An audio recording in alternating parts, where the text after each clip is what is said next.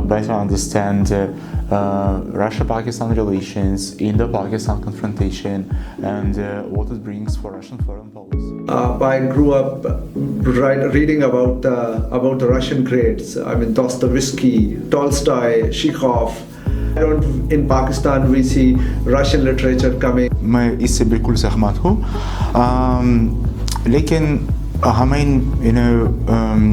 जानना चाहिए कि after the collapse of the Soviet Union, Russia was too oriented on itself. I heard from people visiting Russia that there are not so many requirements.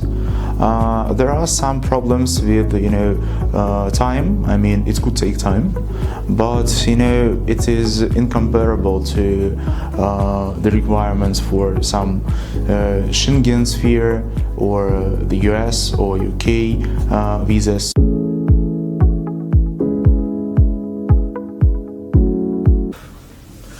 Hi, I'm Shoaib. I'm a founding member of Consortium for Asia-Pacific Studies. We are a multi-institutional research consortium, and we bring together researchers, academics, and policymakers. Today I will sit with Gleb Makarevich. He's here in Pakistan from Russia. He's working on Pakistan. So today's program will be conducted into two parts. I'll take up the first part. Gleb and I will talk about people-to-people relations, Russia-Pakistan trade, and some questions related to literature and tourism. The second part will be taken up by Taimur Khan, who is a PhD candidate. He focuses on Russia-Pakistan relations.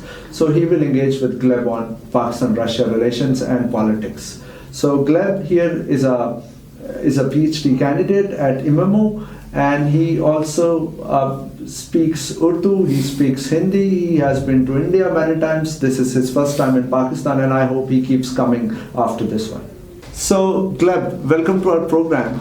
Thank you, sir. Please introduce yourself and introduce your academic journey. How did you do this? How did you start working on South Asia, Pakistan? So I work at Primakov National Institute of World Economy and International Relations, Russian Academy of Sciences. I've come there after graduating GIMO, which is Moscow State Institute of International Relations, where I studied Hindi and Urdu as a student. So 10 years ago, it was 12-14. I started thinking about my career after graduating from my high school, and I always wanted to concentrate on history, foreign policy, politics in general, economics of course, and I thought over languages to choose from the list, and yes, I decided that South Asia is the most promising region for future Russian foreign policy and for myself, and it seems that I was not mistaken, because after 2014 and after 2022 I work cordially and work hard, but with passion, and enjoy my life and my work, try to better understand Russia-Pakistan relations in the Pakistan confrontation and what it brings for Russian foreign policy. So that is why I'm here, thanks to my friend Taimur from the ISSI, who helped me in getting a fellowship at the same institute and work on my PhD thesis about Pakistan's foreign policy, its decision makers, and prospects for. So, Gleb, as a student of international politics, I have many queries. I have many things to ask. Specifically, I grew up listening about the Russian literature. I grew up reading about the Russian greats. I mean, Dostoevsky, Tolstoy, Chekhov. what has changed? Why don't in Pakistan we see Russian literature coming, and why don't we see people talking about Russian literature? So what has essentially changed? So since we are making a podcast, I would like to firstly know your guesses, so then we could discuss it. So why do you think what could change? What could change? There are, I mean, a few guesses. One of them is like people in Pakistan or in subcontinent of India before the partition, they had exposure to Russian literature. Some people were like studying in Russia or former Soviet Union. They had learned the language, and then there were people who were translating the literature into the local languages, particularly Urdu and English and Hindi. But I guess not so many people are traveling, especially from this part of the world, to Russia today. And also, perhaps the taste of the readers has also changed. That could be a possibility. But is it about the level of the writers that has changed over time in Russia? I mean, people like Dostoevsky and Tolstoy, they were very universal in their messages. Has something changed about the writers as well? What do you think? So I see your point, and मैं इससे बिल्कुल सहमत हूँ. लेकिन हमें जानना चाहिए कि after the collapse of the Soviet Union, Russia was too oriented on itself, on healing its wounds, and it produced so many writers that became actually local, I would say. You rightly said that Tolstoy and Dostoevsky were universal writers who could produce ideas for the whole world. But today's Russian literature actually depends on this legacy, and they try to continue it. Of course, we cannot export reworking pieces of Tolstoy and Dostoevsky and our, domestic reflections and consideration about our past to Pakistan, India, or wherever, whatever place you call, wherever you may assume. But it's quite popular in Russia, and I think that the level is still high, but it became really local one. There is another trend. Another trend consists in shifting towards postmodernism and other, plays with the forms of literature piece rather than the ideas. And that is why it's really hard to translate. There is a number of names who could be of interest if there was a translator who could bring into Pakistani soil or the subcontinent soil or whatever soil you could imagine. And that is where we come to the initial point about people-to-people contacts. Because if you've got more interactions between our people, writers, academic society, just ordinary citizens, so then probably there would be a talent who could, find modern Russian literature pieces magnificent, compatible with the classic ones, and could retranslate it and could, first of all, translate it, and then retranslate and reach it to the masses of people. But so far we like it. We like such level of interactions. That is why I think that we are doing this podcast right now, so as to fix the situation. So I assume you have been to India for many times. Is it the same in India, or this is particular to Pakistan? I should say that it is same. Some of the older generation remember not only the classics from the 19th century, but also from the 20th. Indian intellectuals tend to remember Soviet writers, Soviet intellectuals in Marxism and other, let's call it Marxism and other intellectual teachings that were popular in Russia and were retranslated to India. But among youngsters, I think that the situation is the same, and among middle-aged men and women, unfortunately, yes. But there are still some translations I saw with my eyes, with my own eyes, of the 70s or the 80s or the 80s. There is works that were translated from Russian, not only to Hindi, but also to Punjabi, to Urdu, of course, and to, a dozen of Indian languages at least. So the other question is about tourism. So Pakistanis last year spent almost $2.3 billion in terms of tourism. And I assume 1/5 or 1/6 of the amount was spent to a very popular destination in Central Asia, that is Baku. So why don't these Pakistanis end up in Russia, particularly given the fact that Russia is too big and it has culture, it has diversity, it has foods, natural beauty, almost anything and everything that a tourist wants is in Russia. So why don't we get to see lots of Pakistanis going to Russia to explore this unexplored part of the world? Last decade, 10 years ago, I saw mostly Europeans coming to Moscow and St. Petersburg.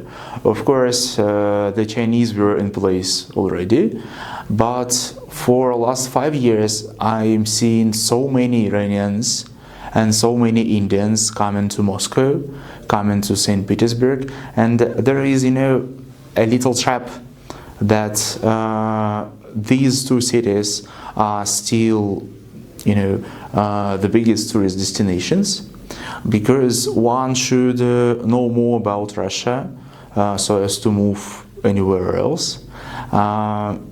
Many people know about the Baikal Lake and the Murmansk region, and they're coming there, so the geography enlarges anyway.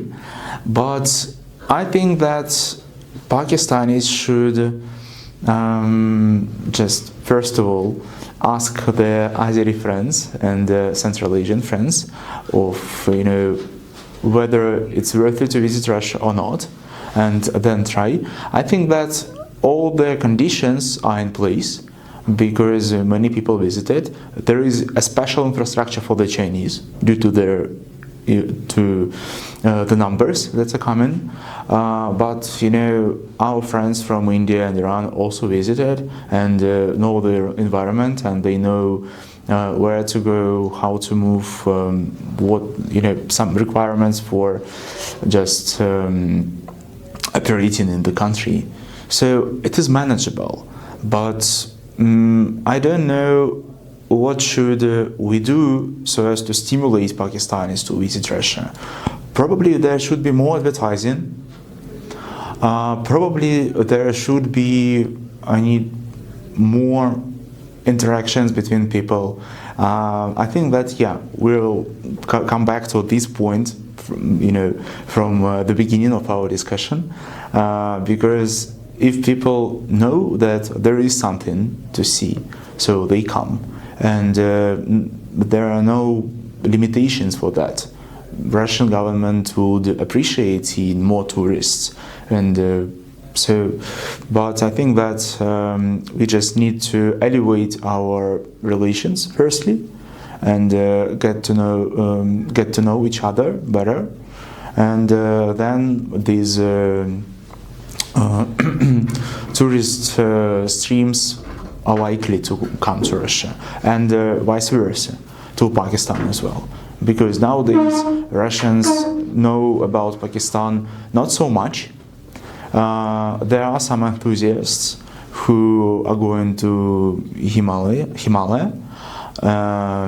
professional mountaineers, and Pakistan is worth visiting for them. But all in all, people know little about Pakistan. So I think that interactions is a basic, is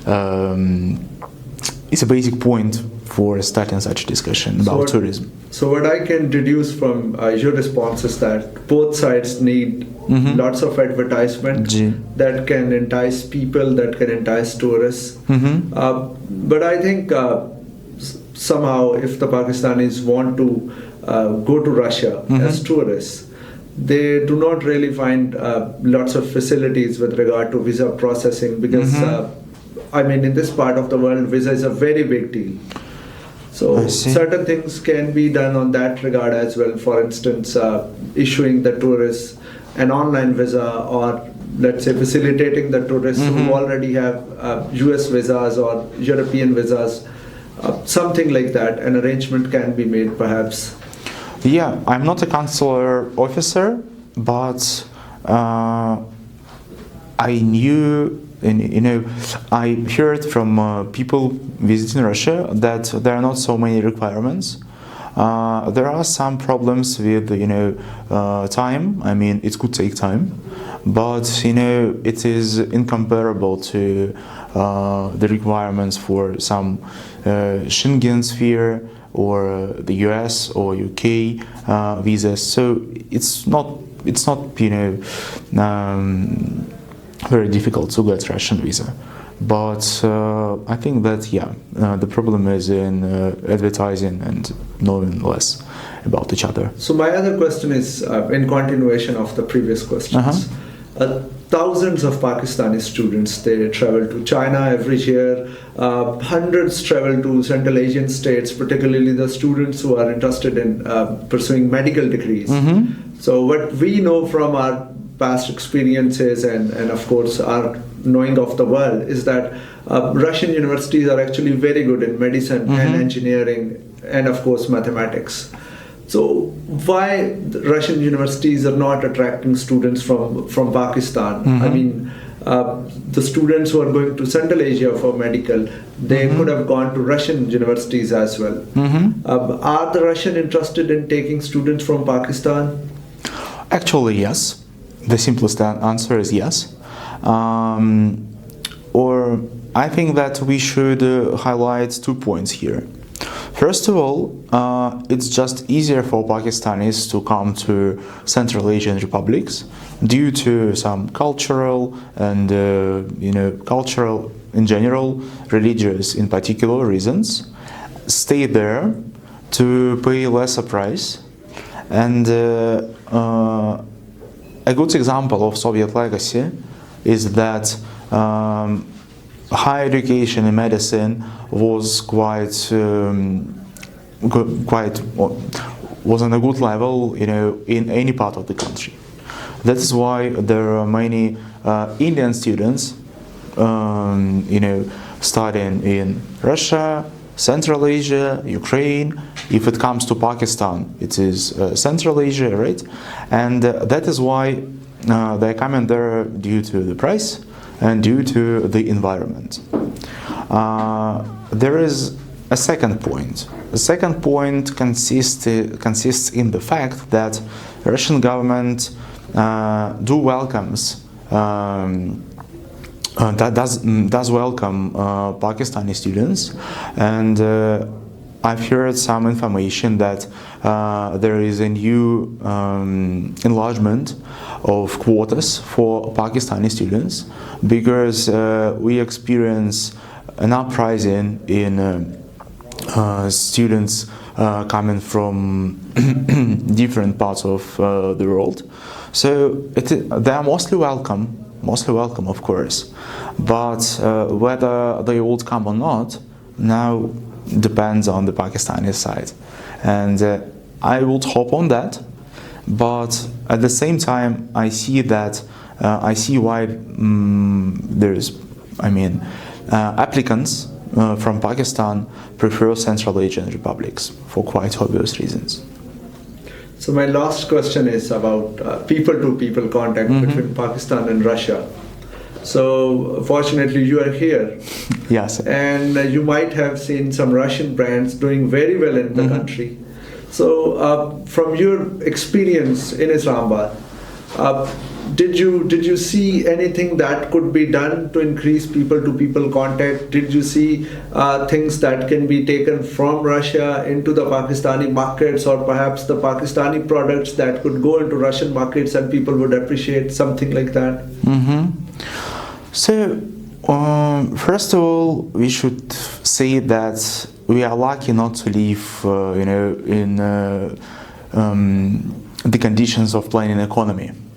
That is why we cannot be sure that if some product comes to Pakistan or to Russia, it will succeed or not, it will be sold or not, and both. Yeah, but I think that we could judge about successes of some products only after the businesses themselves would come to Russia or vice versa Pakistan.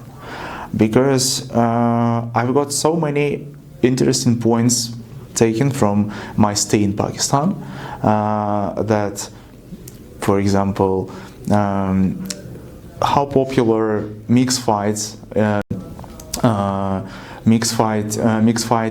equipment in Pakistan. I'm from another world probably, but I could not assume that. So, but those products came and got success. I could not expect Yango, being a Russian company initially, to be of such success in Pakistan. So, and I think that businesses should come, sometimes fail, it happens. Sorry, I have never conducted any business, but some of my friends did, and it only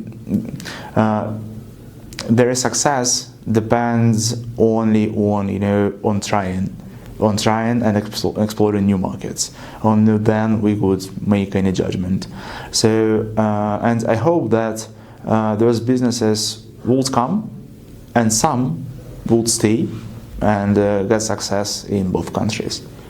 So one thing that I can tell you from my experience of Pakistan is that at least every single individual is familiar with the word Russian salad.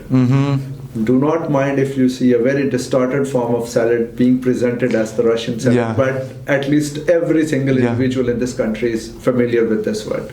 So thank you for your time. Thank you. Thank you.